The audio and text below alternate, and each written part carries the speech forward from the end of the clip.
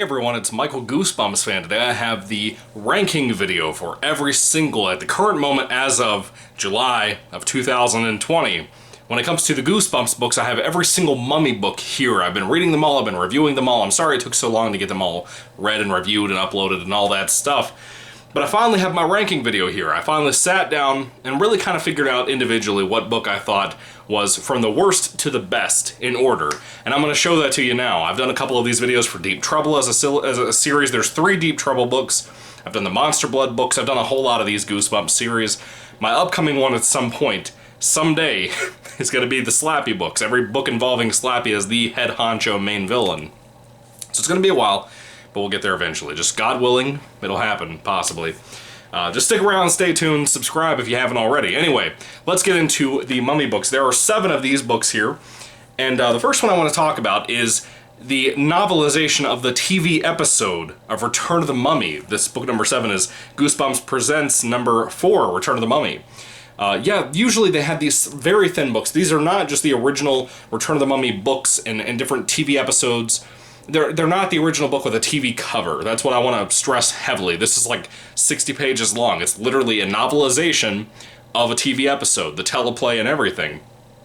And it's pretty rough. The TV episode is entertaining.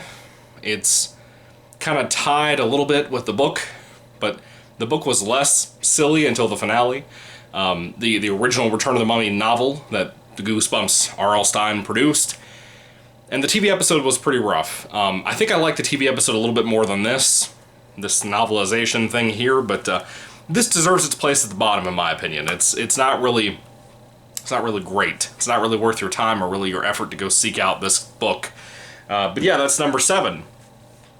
Number 6 is Return of the Mummy. Yeah, I have the newer cover. I didn't like the book enough to go and get a original cover for my collection. It's just not that great of a book. I was into it. Honestly, I really had some intrigue and interest into it for a while, for most of the book, and then the finale was just stupid. I mean, just dumb. Everything that it had made the effort to build in Stine's little book here was just kind of a slap in the face. The ending was really just a dumb, unsatisfying way to end the book. And that's one thing I want to talk about too. That is very common in a lot of the newer Goosebumps books in modern day era. It's very common in the Mummy books. Any book involving a mummy, it is very, very common amongst these. So I want to tell you that kind of first. By the way, these book rankings, this particular ranking in particular, that was a weird way of putting that, but you know what I meant.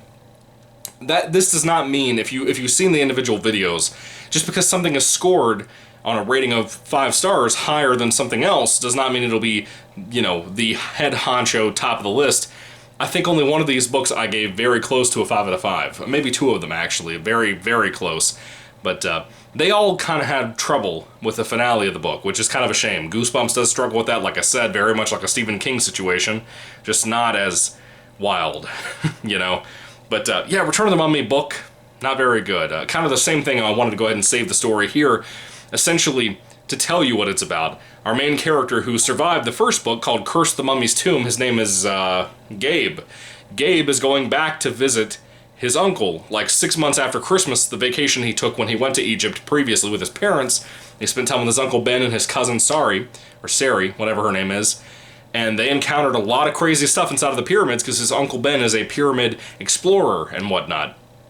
And when he brings Sari and Gabe along this time, when Gabe has come to visit again after they've kind of been exploring through the pyramid that they had discovered at the first time in the first book, they found a possible new tomb type thing. And essentially, Gabe gets tied into a new adventure, let's say. It's a really rough book. One of the most obnoxious kind of plot twists happens in the finale of this book that the TV episode's adaptation of this book made even worse because of the "Come to me, my brother" quote that I made fun of in my episode review here on the channel for that episode of Goosebumps, the old 90s show. Anyway, moving along to book number 5. This one I recently read. It was like the last one I read before the last video, like the next to last book in the finale, or series, or whatever. This book is from the Horrorland series, Goosebumps Horrorland, number 6, Who's Your Mummy by R.L. Stine. This is a very rough little read. I enjoyed a big chunk of it. It has some really horrific things in it. essentially a boy and a girl. They're brother and sister. They live with their grandmother, apparently, for whatever reason. I don't think the book ever told you really what happened with their parents, but they end up going away from their grandmother's house because the grandmother gets sick. It could be a very serious illness. And they leave to go with their Uncle Jonathan and see him and meet him for the first time in this kind of village that he lives in. I don't think he had like a huge castle-type house, but it was a big house, apparently. And when they're there, they start to hear rumors from villagers and stuff they meet before they meet their Uncle Jonathan, talking about how they had heard like groanings in the middle of the night coming from his house and whatnot. By the way, this cover may very well be one of the worst Goosebumps covers I've ever seen in my life. It's literally a mummy dinging a doorbell. It's weird. I don't like it. I think it's stupid. It's just a dumb thing to have. Who's Your Mummy? Really dumb title, really dumb cover, relatively decent book. Good book, frankly. The ending is rough. And then, of course, the last 40 pages or so, the actual story itself of Who's Your Mummy is about 100 pages. Maybe 90 is closer to what I would round it up to. But the last 40 pages of this actual book tie into the overall, overarching Horrorland story about these characters from different books previously in this Horrorland group series, books, whatever, being trapped in the amusement park that Goosebumps has always talked about called Horrorland. And they are having some trials of their own. And the main character of this book goes to Horrorland to deal with that situation on her own behalf. And it's wild, and it's pretty enjoyable. It's one of the more enjoyable Horrorland segments I've read in a while, so that was nice. It was what it was. I'll take it. Who's Your Mummy? Very rough book, deserves book, or space number 5 in the ranking system. Now, book number 4 here, I think I really, really, really enjoyed the book. I think it had a lot going for it. It was very fun, very enjoyable. It had a lot of crazy adventure aspect to it. It almost felt like a weird type of kids video game, board game type thing. Very much like not a Jumanji type aspect, but like in this kind of, some of the Goosebumps books, like Give Yourself Goosebumps, talk about like being trapped on an island and stuff like that. That's what this book feels a lot like. Basically, this kid is getting on a plane, and his parents let him on the plane. Apparently, he's going to go meet his aunt, I think, in Florida or something. And they wrote a piece of paper for him. And I'm not going to give away the spoilers, so don't worry about it. But I will tell you this. The beginning of this book is one of the most shocking beginnings to any book I've ever read in my life, whether it be middle grade horror, whether it be Goosebumps, doesn't matter what it is, any book, adult or otherwise. This had one of the most shocking openings I've ever read in my life. I did not expect what we dealt with in this book to be in the beginning of a Goosebumps book, of all things. It blew my mind what was written on the piece of paper. Anyway, this kid ends up being taken on this plane to an island, and they kind of tease this idea that maybe this kid is like their leader. You know, like they think he might have like this microchip in his brain to be able to help them find this mummy's tomb, where they can become rich off of the riches inside of this tomb. And it's not like in Egypt, it's like in another place that's kind of like next door neighbors to Egypt on an island that doesn't exist nowadays. I mean, for real, it doesn't exist. And these people act like nobody ever knew it existed. It was a secret type thing. But anyway, it's not, there's almost no mummies at all in this book. And that's one of the biggest things that's kind of insulting. Because I'm a big Mummy fan, I'm a big Universal Mummies fan. The films, I mean, Boris Karloff and otherwise, Lon Chaney Jr., all those folks. I'm a big fan of those. I talk about them all the time here, and I think it's very clear R.L. Stine was very encouraged and very inspired by a lot of those Universal monsters flicks like Frankenstein and Dracula and all these great things, the Wolfman. I think that this is a fantastic example of him getting an idea of like these old black and white horror movies and whatnot, because I loved it. I thought most of this book was fantastic. I would have come very close to giving it a 5 out of 5 stars. I would have come very close to that. The problem is the ending. The ending of this book is one of the most unsatisfying endings to Goosebumps books I've ever read in my life. It is just so rushed and quick, nonsensical ending. It doesn't make any sense of the solution that they found for their situation. It's just really rough. Anyway, Mummy Walks. I talked about it, I forgot I even talked about showing it to you. Goosebumps Series 2000 Mummy Walks. Love the cover, love the idea of the title. It sounds just kind of neat. I really love that picture of the mummy walking and his big old foot beside my finger. It's neat, it's very cool looking. I like these old Series 2000 covers all the time, but this book doesn't deserve it. It really doesn't. It's so close to being a great, perfect book, and it just dropped the ball so heavily. It's such a shame, because I really enjoyed the biggest majority, like 95% of it I really liked, and loved even. Anyway, now we're into our top 3 books, and you might wonder what some of these are. One of these, particular one I'm about to show you might have never even heard of, possibly. If you're a Give Yourself Goosebumps fan, you will know about this one more than likely. It's kind of one on the weaker medial, well, not medial, but it's kind of on the middle grade area, whatever. For most people that don't love this book the way I do, I really enjoyed this a lot. I thought it was a very fun Give Yourself Goosebumps adventure. Of course, these are Choose Your Own Adventure books, the Give Yourself Goosebumps series, which I really enjoy that. I think it's a great idea for a book, especially to get kids into reading. I think it's a really cool concept. And this book is called Give Yourself Goosebumps number 10, Diary of a Mad Mummy. I love this cover. I love the crazy, wacky scientist mummy here on the cover. I think it's just so cool. I really love mummy stuff, and this is a great book for people who like this kind of wild adventure. I think it has something to do with like a museum of artifacts in Egypt, and mummies, of course, and things like that. It was just a really wild, fun adventure. One of the best Give Yourself Goosebumps books I've read. Again, I think... I don't remember the ranking I gave it by the time I finished the book. I think it was very above average. You know, if that sounds insulting, I don't mean it to be, but it was definitely better than most of these books, I would say, for my personal taste and my personal experience. But I had a really good time reading Diary of a Mad Mummy. It's almost like Diary of a Mad Black Woman. Very good film. Very interesting title choice for this. I wonder if these came out around the same time. I doubt they did, but maybe. Diary of a Mad Mummy. Very good book. Very, very enjoyable. For a Choose Your Own Adventure type book, most of the endings and everything are very satisfying, very fun. I love these Give Yourself Goosebumps books in general, like I said. So pick that up if you haven't read it. You're really missing out, I think. Now, I think, as of my review yesterday for the last, most current Mummy book, Dummy Meets the Mummy, from Slappy World, the newest series of Goosebumps books that are coming out, aside from the comics out there that are coming out from IDW that aren't very good to begin with, this is a book...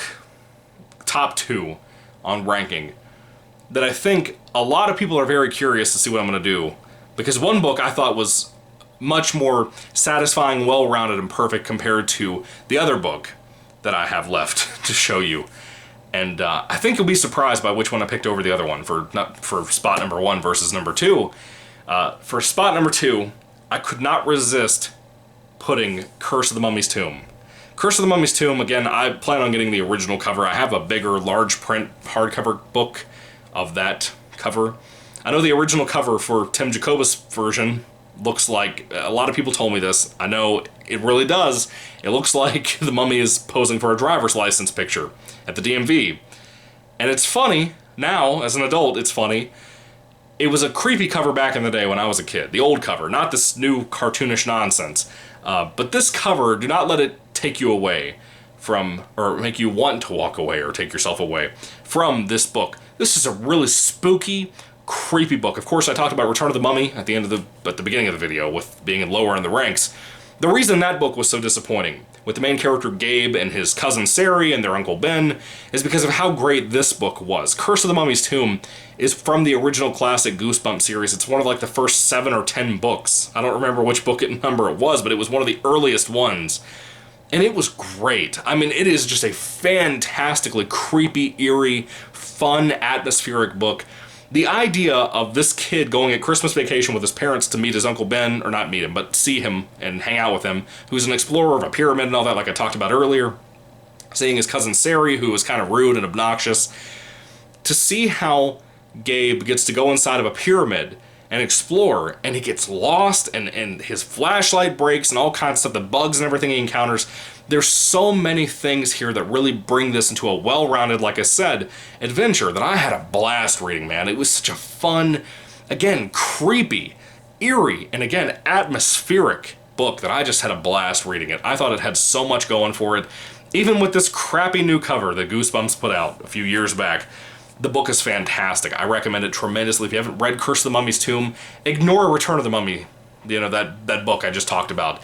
Ignore that. Ignore the TV episode. They're both fine in a goofy, silly way, but this book is straight up creepy. And again, it has that problem, like I talked about in my review of this book, of not having much mummy in it. Just like the Universal Monsters films, not many of those mummy films have a ton of mummy on them. It takes like 3 movies to finally get a good portion, at least half the film with some mummy in it. And that sucks as a fan of mummy stuff, you know, especially the Universal mummy stuff. If you like that kind of thing, I thought I expected more out of this being a Goosebumps book. but it was kind of a cheap shot in that way, so it wasn't perfect the way I wanted it to be, but at least the ending was extremely satisfying. This is the only book I would recommend having a full-fledged, 100% perfectly satisfying ending to it, compared to all the other Mummy books. Even my number one, which we'll talk about in just a second. This book was so much more well-rounded and well-plotted and everything else, well-paced even, compared to pretty much any of the other Mummy books. And yet, why did it get number 2 in my ranking series? A lot of you might be already mad at me for saying that. I can't possibly tell you how great this book is. This book and the number 1 pick are fantastic. You can't possibly go wrong with these, even though this current number 1 choice, as I reviewed yesterday, is not perfect.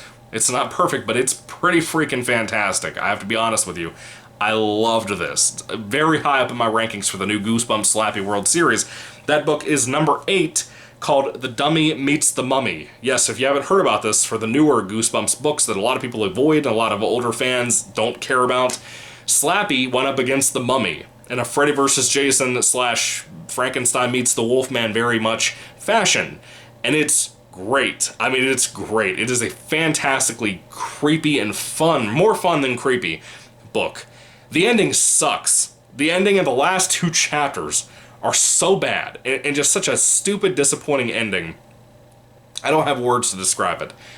I had a blast reading this book. It was probably one of the most enjoyable Goosebumps books I've read in a long time. There's a lot of books out there that really scare me from Goosebumps, like It's Alive, It's Alive, Frankenstein's Dog, which is not really scary, but it was fun. I like Frankenstein, the old James Whale film with Boris Karloff, so I'm a big fan of that type of thing.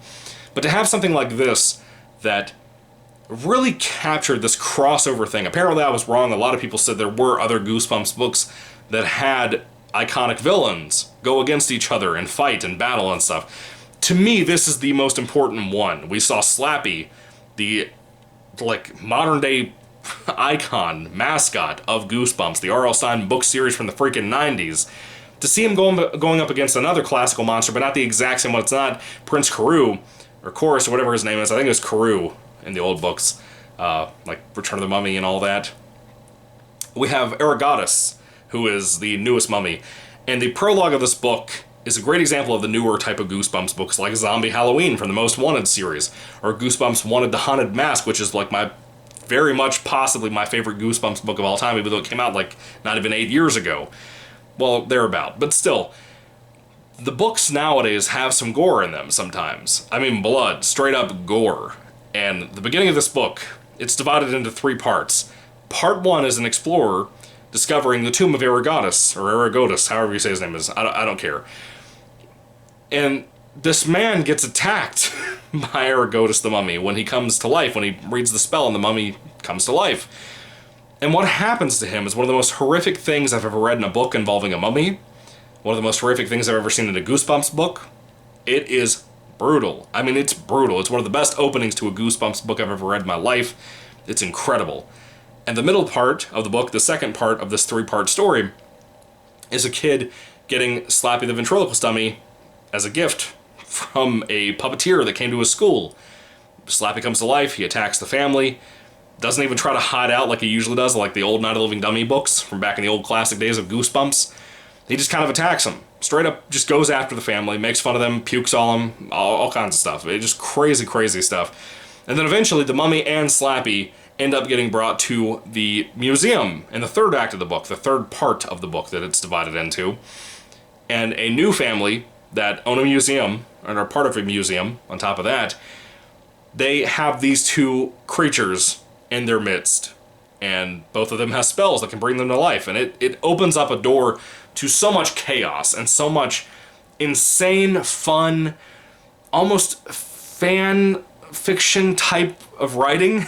In some ways it feels like R.L. Stine writing it, but it feels like if R.L. Stine wanted to write fan fiction.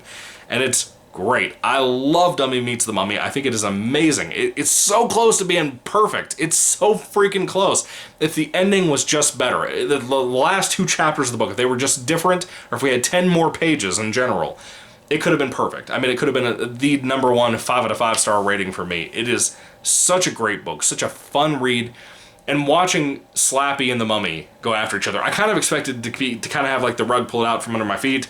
I felt like we would have little Mummy and a lot of Slappy, or vice versa in some way, shape, or form.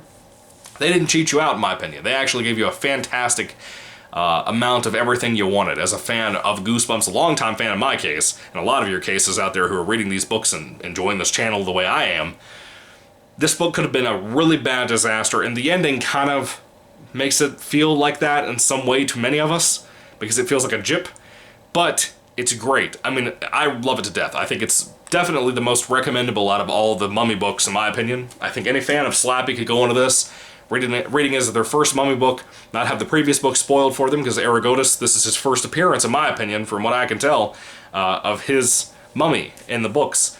And it's great, and the prologue is great, and the story is great, the crossover is great. I love it. It is fantastic, folks.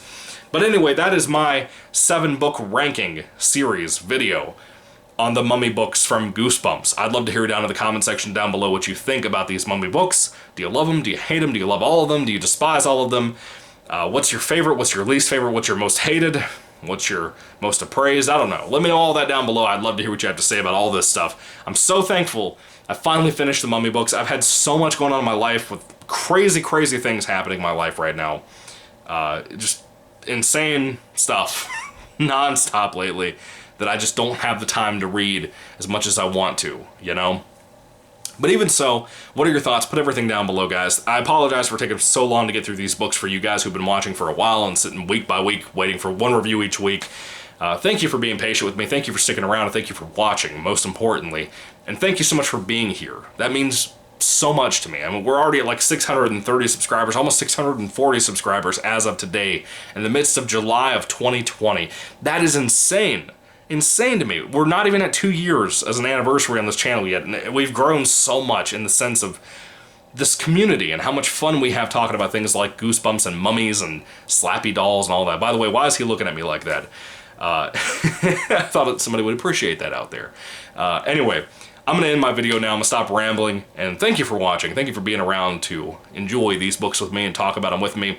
Put your thoughts and comments down below. I'd love to hear what you have to say about all this stuff I talked about. And thank you for watching. May the Lord Jesus Christ bless you guys today, and goodbye.